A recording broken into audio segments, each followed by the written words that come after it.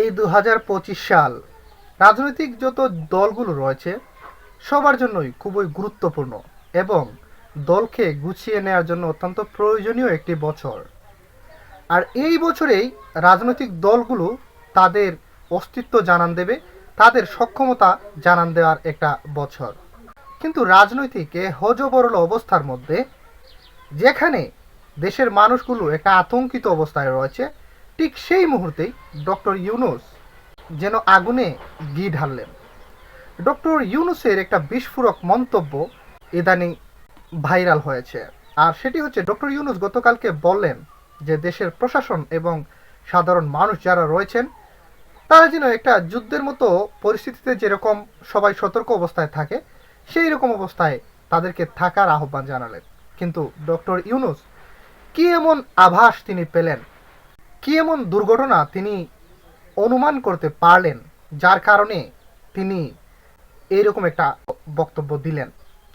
বিষয়টা হলো, ডক্টর ইউনূস কয়েকটা বিষয় নিয়ে হয়তোবা খুব চিন্তিত রয়েছেন।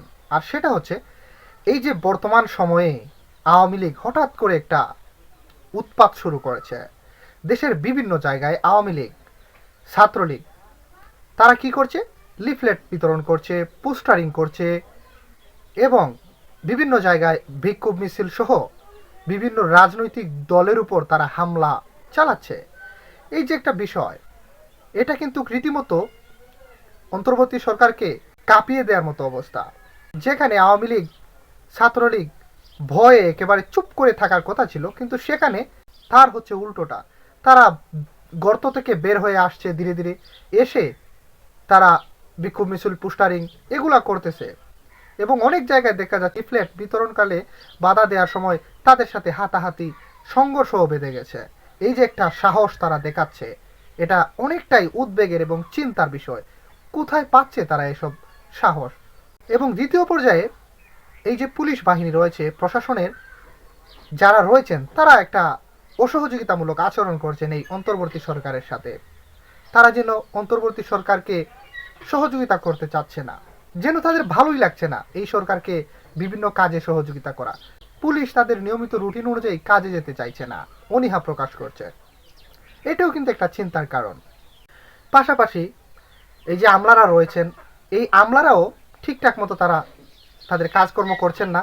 তারাও যেন একটা সুযোগের অপেক্ষায় আছেন, যে হঠাৎ করে একটা সুযোগ পেলেই যে কোনো একটা অবস্থা তারা ঘটিয়ে দিতে পারেন।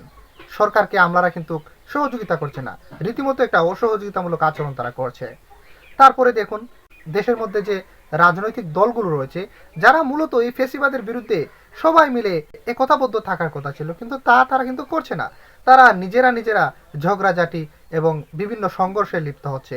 এক দল আরেক দলের বিরুদ্ধে বলছে এবং এক দল আরেক দলের নেতা কর্মীদের উপর হামলা করছে।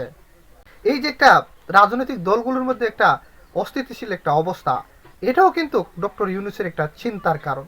সব কিছু মিলিয়ে ডক্টর ইউনূস চিন্তা করলেন, বা হয়তোবা তিনি চিন্তা করলেন যে যে দেশের প্রশাসন এবং সাধারণ মানুষ যারা রয়েছেন তারা যেন একটা যুদ্ধের মতো পরিস্থিতিতে যেরকম সবাই সতর্ক অবস্থায় থাকে সেই রকম অবস্থায় তাদেরকে থাকার আহ্বান জানালেন।